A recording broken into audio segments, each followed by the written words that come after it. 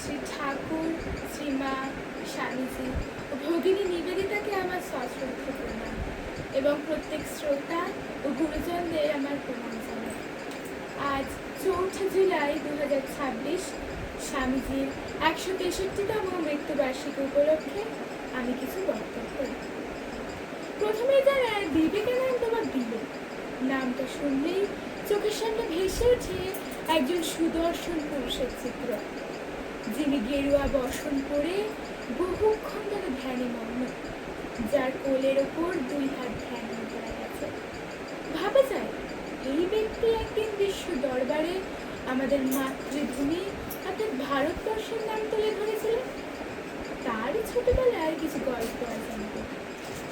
100 বর্ষ পূর্বে 1863 খ্রিস্টাব্দের 12 জানুয়ারি সোমবার কৃষ্ণা সপ্তমী তিথি।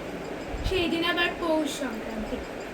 এই দিনই উত্তর কলকাতার শিমুলিয়াপল্লীর বিখ্যাত দত্ত পরিবারে বিশ্বনাথ দত্ত ও ভুবনেশ্বরী দেবীর কোল আলো করে জন্মগ্রহণ করেন এক পুত্র, নাম বীরেশ্বর।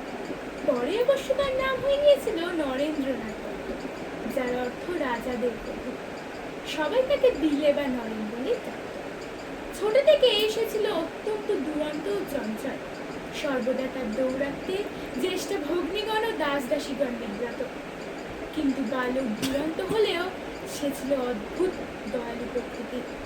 একদিনের ঘটনা, এক সন্ন্যাসী বিশ্বনাথ দত্তের বাড়ির সামনে নারায়ণ হরি বলে উপস্থিত হলে বিলে তৎক্ষণাৎ তার নিজ পরনের ধুতি খুলে তাকে দান করলেন।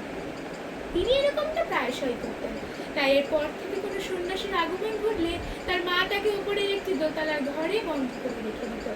কিন্তু সুযোগ পেলেই বিলে হাতের সামনে যা কিছু পেত তাই দিয়ে দিত। ছোটবেলায় তার অন্যতম প্রিয় খেলা ছিল ধ্যান খেলা। ধ্যান করতে করতে সে একসময় তন্ময় হয়ে যেত, যে চারিদিকে কি হচ্ছে তার সে বুঝতেই পেত না। তারপর শুরু হলো তার পাঠশালার জীবন। শীঘ্রই দেখা গেল বালক দুরন্ত হলেও অদ্ভুত মেধাবী। একদিনের ঘটনা, একবার ভূতপূর্ব সম্রাট সপ্তম এডওয়ার্ড ভারত আগমনকালে সিরাপিস নামক একটি বড় জাহাজ কলিকাতা বন্দরে এসেছিল। বিলের বন্ধুরা আবদার করে বসলো সেই জাহাজ দেখতে যাবে। জাহাজ দেখার জন্য এক সাহেব কর্মচারীর অনুমতি চাই। বিলে একটি আবেদন পত্র নিয়ে একদিন উপস্থিত হলে যাবে জাহাজের অফিসে। দারোয়ান তাকে বাচ্চা ভেবে ঢুকতে দিল না। পাশে এক কোণে দাঁড়িয়ে বিলে ভাবতে লাগলো কি করা যায়। হঠাৎই তার চোখে পড়লো দোতলার একটি ঘরে আবেদনকারীরা আবেদনপত্র নিয়ে প্রবেশ করছে। চারিদিক দেখে নিঃশব্দে পেছনের একটি সিঁড়ি দিয়ে সে উঠে গেল। ঘরে প্রবেশ করতে না করতে সাহেবের সামনে আবেদনপত্রটি ধরতেই তিনি স্বাক্ষর করে দিলেন। এবার সে ফিরল সোজা পথে। দারোয়ান তো তাকে দেখে অবাক। তুমি कैसे ऊपर में गया था? এই প্রশ্নের উত্তরে বিলে গম্ভীরভাবে উত্তর দিল, হাম জাদু জানতা। প্রকৃতপক্ষে নরেন ছিলেন বাংলায় যাকে বলে ডানপিটে। তার বালকোচিত দুরন্ত পানায় একটু অসৎভাবের লেশ মাত্র ছিল না। ছোটবেলা থেকেই তার সন্ন্যাসী হওয়ার শখ ছিল। ভাবাই যায় না এই বালকই আজ বিবেকানন্দ নামে জগৎ বিখ্যাত।